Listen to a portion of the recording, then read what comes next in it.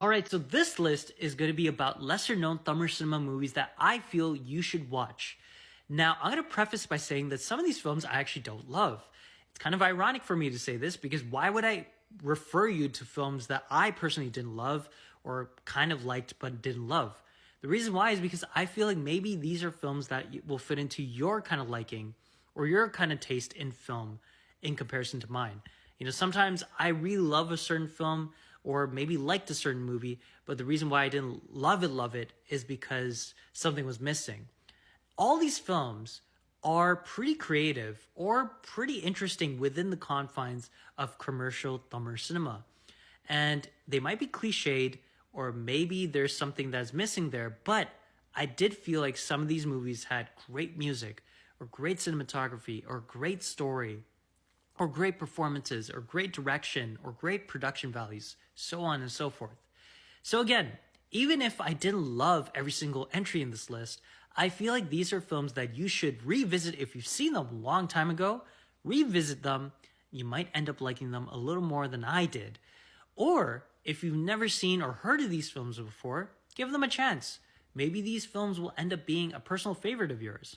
So here is, again, a list of lesser known Tamil cinema movies that I want you to watch if you're bored or if you want to discover movies that have some big stars or big talent that you never heard of before. The first film that I wanted to highlight is this very solid remake, Verlittere. Verlittere came out in 2008 off of the heels of the massive blockbuster success of Mori. Now, obviously the two leads from Mori are here, Prithvi Raj and Prakash Raj. And if they're friends in that blockbuster here, they are arch rivals. And I really enjoyed this movie. It's a very interesting film. It tells you the behind the scenes stories of the movie industry. You see the backstabbings that might happen, the ego clashes that might happen, the struggles that a director has in terms of trying to gain fame in the industry, how an egotistical lead actor is trying to destroy the lives of other people on set or possibly another person that he stole from. And again, very interesting climax, very interesting story, great music from G.V. Prakash Kumar, and the music is great. And also, this is one of the first Tamil cinema movies that I know that when they released the soundtrack for the movie, they actually released karaoke tracks for the songs, so you can, sing along with the original songs in a karaoke format. So that was a pretty innovative thing for this film to do. I think the reason why it was glanced over is because of Abhiyam Nanum, which came out in the same year, and obviously because of Mori.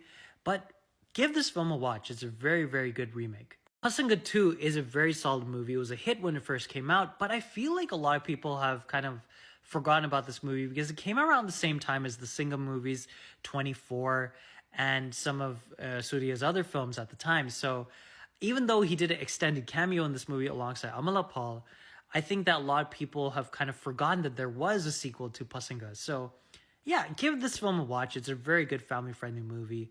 It has a great morale and great story towards it as well. Devaday Akanden is one of my favorite Dhanush movies as a kid, and I remember watching this movie a lot because it was a very funny movie, great music from Deva, great comedy from Dhanush and Karanas. It's a sad movie too, and it has one of the wildest, craziest storylines in a romantic drama. The reason why I'm saying that is because if you've never seen it before, pretty much a quick synopsis of the film is, poor guy meets rich girl, they both fall in love with each other. The girl decides to marry the guy that her parents want her to marry. And the guy, instead of letting go and being like, you know what, it's not going to work out, the man sues the girl. Yeah, they go to court because he sues her for leaving him heartbroken. Wild, wild story. Pretty entertaining film. And this was like, the reason why this movie I feel is glanced over a lot is because it came around the time where Dhanush was trying to figure out what kind of career he wanted. He was doing films with his brother, Selvaraghavan. Obviously, this is right before Pudupette and Thiruvilayadal Arambam and Polladavan. So this was a hit, but it wasn't the movie that helped catapult him into superstardom. Obviously, those films helped do that. But yeah, watch it. It has a wild, wild second half. Chicabuca is one of the examples I said in the beginning of the list where I said that even though I might not love the film, there are some aspects of the movie that I did enjoy. And I feel like the reason why this movie is glanced over is because in that same year, in 2010, Arya had Madrasapattanam and Bhaskara Bhaskaran. This was the third film that came out this year, and obviously those two were huge hits. They were amazing films, but this film was kind of meh. I thought that the chemistry between Arya and Shreya was great. I thought that the music was pleasant. I thought the story was kind of okay. It was cliched, but I liked the road trip love angle that there was in the film.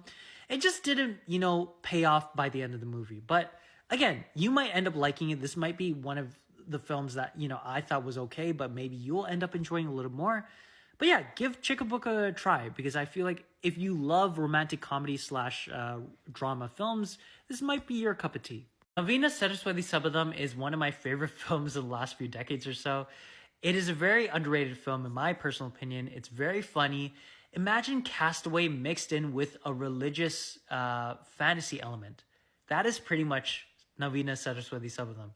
I really enjoyed it. I know a lot of people probably wouldn't enjoy it as much as me, but I feel like it is a little bit lesser known because around the same time, Jay did films like Raja Rani and Inge Mepodam.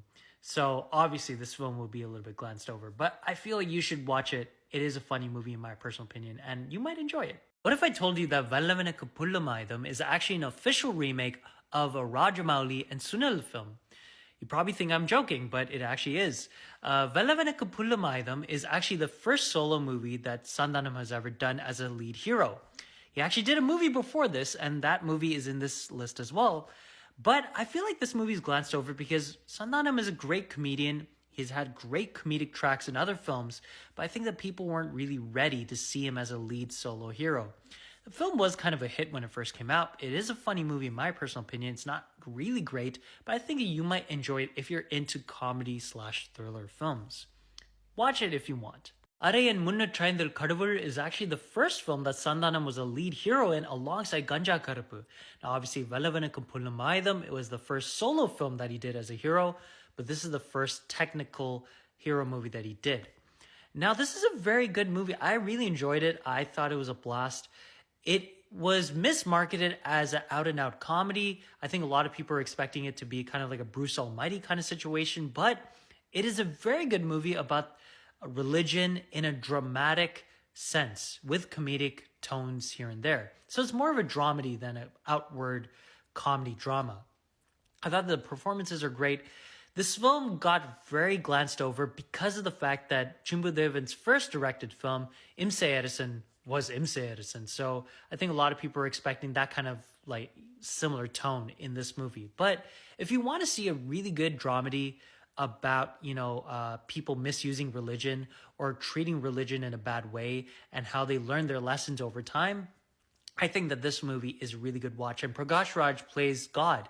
And he does a really good job of playing God. And there's some really good lines in this movie. And I think the overall story is a very beautiful story too. So do watch it if you have a chance. And I think you might end up liking this film like I did. What if I told you that one of the best directors in Tamil cinema history, Bala Mahendra, did an unofficial remake of a Stephen King novel? That Stephen King novel is Misery, and Julie Ganapathy is that remake.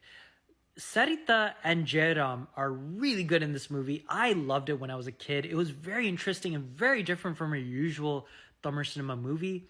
And I think the reason why it's glanced over is because at the time, Jairam was very well known for his comedic chops from films like Tenali and also in Panchatandaram. So I think a lot of people weren't really understanding that he was a dramatic actor too. But obviously in Malayalam cinema, he's shown that he's a really good dramatic actor. And this is a very solid movie too, in my personal opinion. Go watch it if you've never done so before. Nella Tamayandi is one of my favorite comedies when I was a kid. It's actually written by Kamal and starred Madhavan in the lead role. It's a very good romantic / comedy film. And it has some of the most hilarious lines in the 2000s.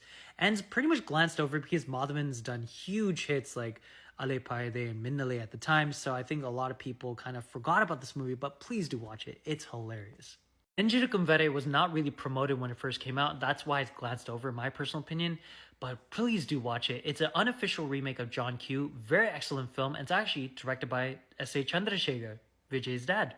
Pretty much the story of the boy who cried wolf. Puli Verade is a hilarious movie. Please do watch it. Super glanced over, but hilarious movie. Wild body horror thriller Vigadan, very glanced over movie. And a highly glanced over S.J. Surya movie Newton and Moonjam Vidhi.